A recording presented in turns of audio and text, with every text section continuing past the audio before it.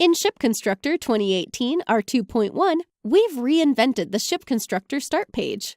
This new page now includes tools that provide navigation and management of projects, as well as offers a summary of the latest activity on SSI Nexus and highlights of the latest release. With the features that have been added to the Start page, you're now able to navigate to projects and specific drawings by the use of Navigator, Project Explorer, or by clicking on the history from previous sessions.